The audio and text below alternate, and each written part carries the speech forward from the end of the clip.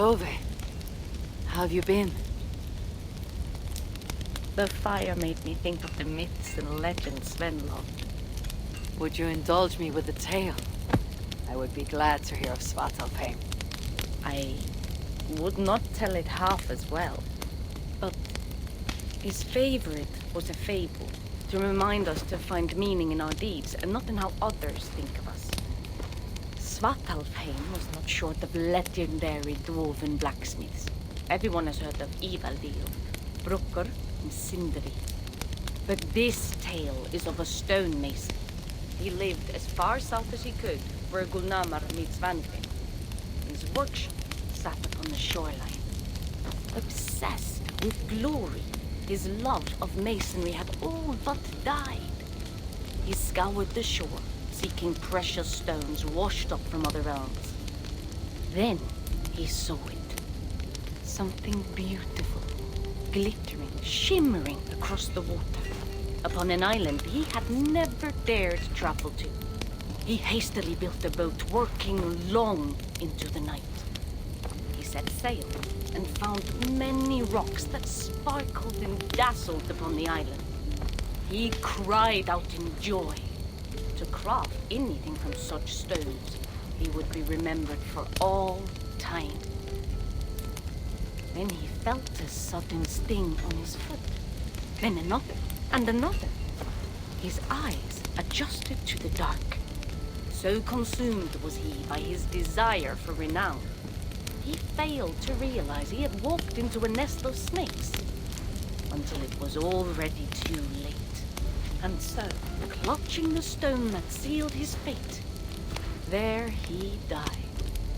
Remembered, yes, but only for his folly. A fine tale, Tove, and well told. Sven would be proud.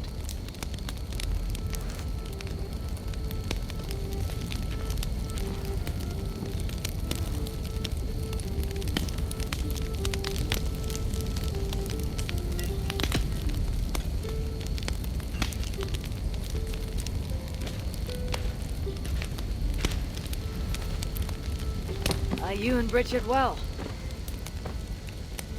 Of course.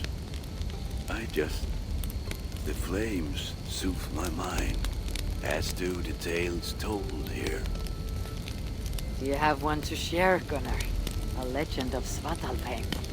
Aye, a story of a king who could not see the wood for the trees. Ragnarök, greatest of dwarven kings. Within his palace in Gulnamar, he wanted for nothing except an heir. Ragnarök and his wife had grown old. Perhaps too old. Late one night, consumed with worry, Ragnarök walked in the shadow of his vast mountaintop palace, tears in his eyes. "The great king! What ails you?" a voice said. Afraid, Ragnarök saw no one. "Who goes there?" he replied. Then he saw who addressed him. A vast and ancient tree, perhaps almost as old as Ymir himself. Ragnarök sat upon its roots and told the tree he feared he was too old to give his subjects the legacy they deserved. The tree was so moved, it wept and offered its tears to Ragnarök. "Drink, great king," it said, "and your woes shall be washed away." Ragnarök observed the grass, the meadows, the leaves of the tree. His subjects' happiness could be seen in how they cared for the land. His legacy was all around him. Ragnarök felt at ease, realizing he had everything he needed, and asked that the land receive the tree's gift instead. The trees' happy tears flowed evermore, enriching the land. 9 moons passed, and a baby's cry rang through Raidmar's palace. Long would dwarves place gifts in the weeping tree's roots, in memory of Raidmar and his kindness that shaped all he touched. All things happen when they should, old friend. I hope so.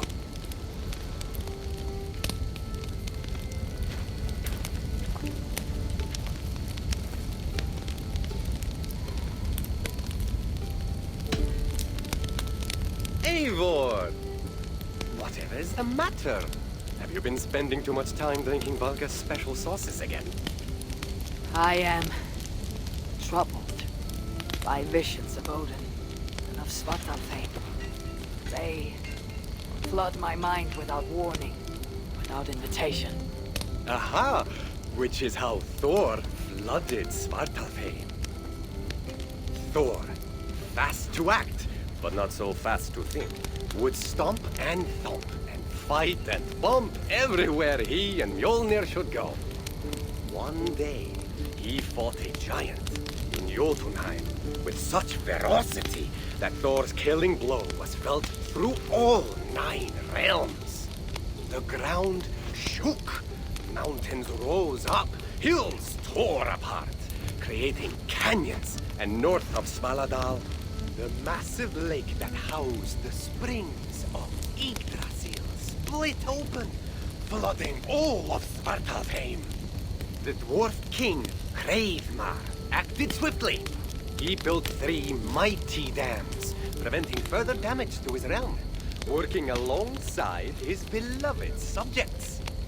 So surprised was one builder to see the great king working as an equal that he slipped, tumbling into the raging waters below. Without hesitation, Hreidmar leapt, once from his horse and again from the center of the dam's lip, diving into the frightful torrent.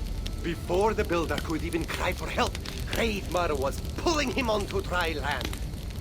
And so 2 giant statues were built to honor the king, one for each leap of unthinking bravery, and stood until the end of days. Until Ragnarök. Aye! So you see, actions ripple outward, like a stone falling into a lake. Or like Thor crushing a Jotun skull with Mjolnir. Affecting everything, whether foretold or unknown.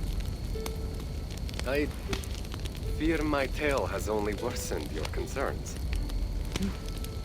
No, a good story is a log that feeds a mind's flame. Thank you, friend.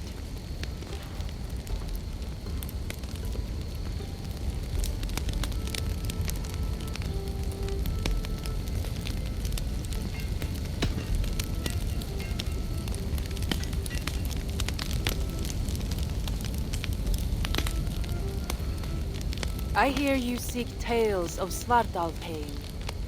You are not alone in your glimpses of the Aesir. You have seen them too. No.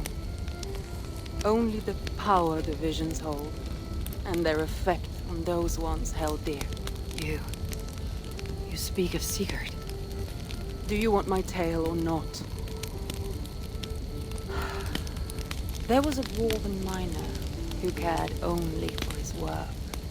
Mining was all he knew, all he wanted to know, and all he would ever know. One day, he heard a strange noise.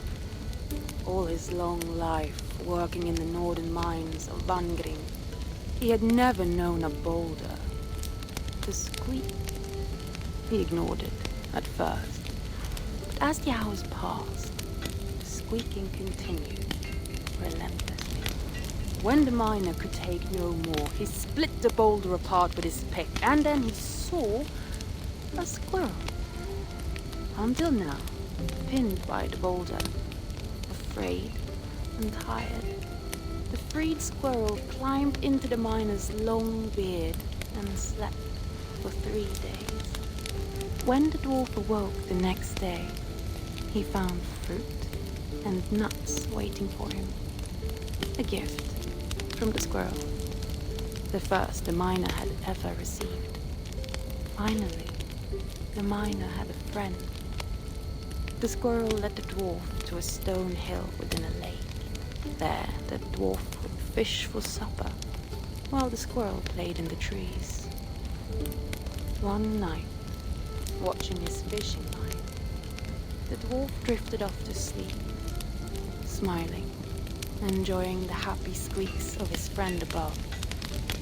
When the sun rose, its light did not find the dwarf, for he had turned to stone, his short-lived bliss captured evermore.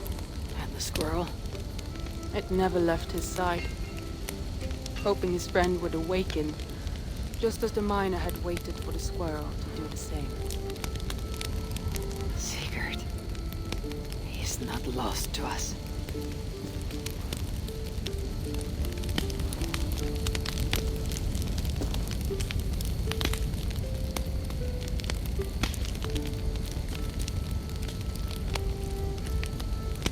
In every great story there is truth to be found. I wonder what could be found in Svartalfheim in the place they spoke of.